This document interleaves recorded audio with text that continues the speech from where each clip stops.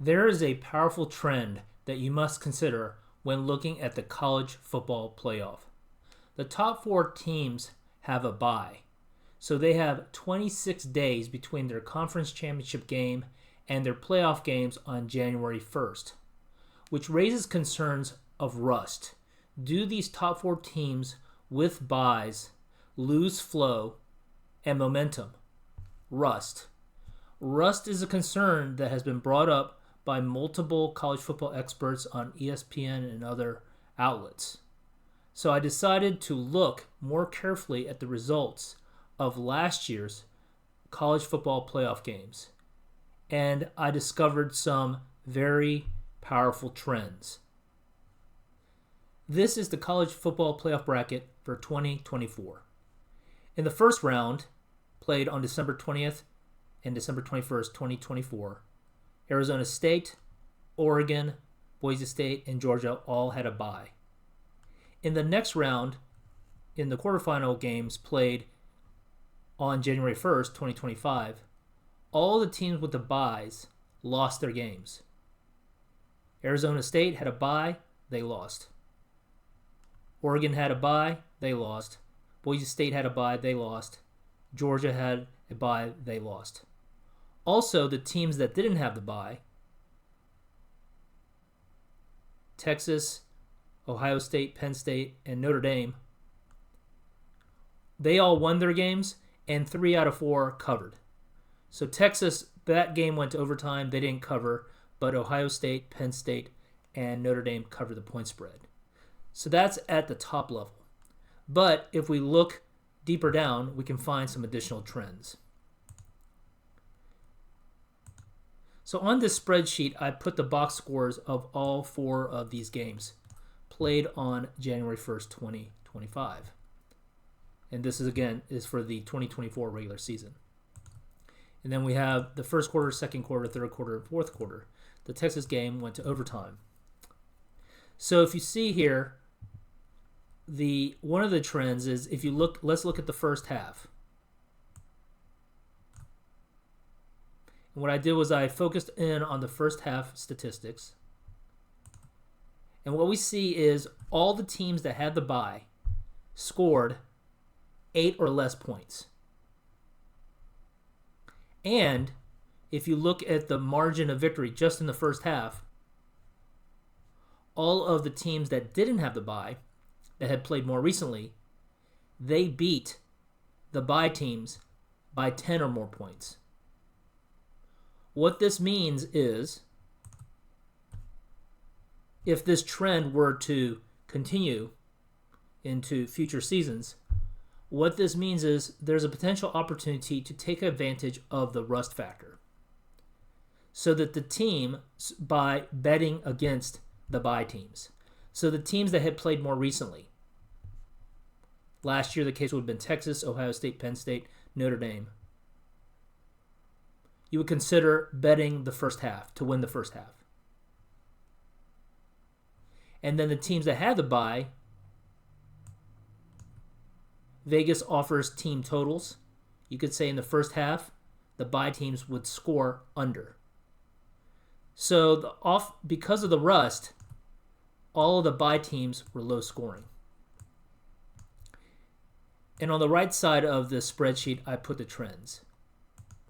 The bye teams lost all 4 games. The non-bye teams, the teams that had played recently, won all 4 games, and they covered 3 of the games.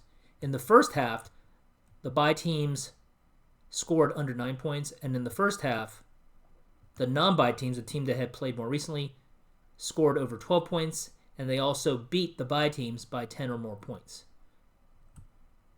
Which means that if you bet the first half against the spread, the non-bye teams, 100% of the time would that take effect.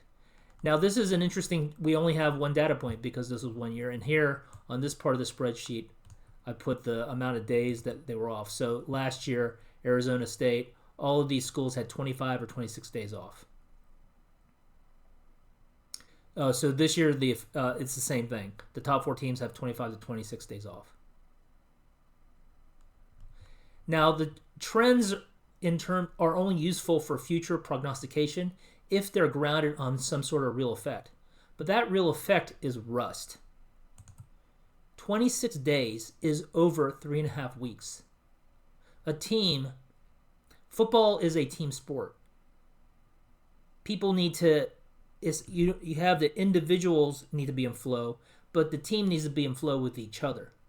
They need to be orchestrated, and they need to have momentum. And that would explain why, in the first half, all the bye teams were low scoring. In fact, in the first quarter, Georgia scored 0 points, Boise State scored 0 points, Oregon scored 0 points. Arizona State only had 3 points. Notice the low scoring of these teams, because rust has a more significant effect on offense. Because in order to score points, you have to work as a coordinated unit.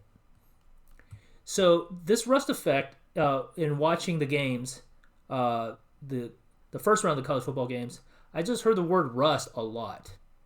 So it's on the minds of these college football experts, many who have played football or observed the sport for many years. So this is an effect, and there's you don't see in the NFL 25, 26 days of not playing. So rust is a factor.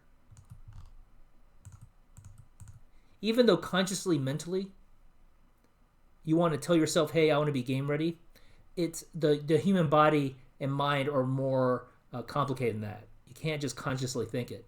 You have to play the game. And so the dominant theme here is really in the first half. So in looking at future college football games, be wary of the bye teams.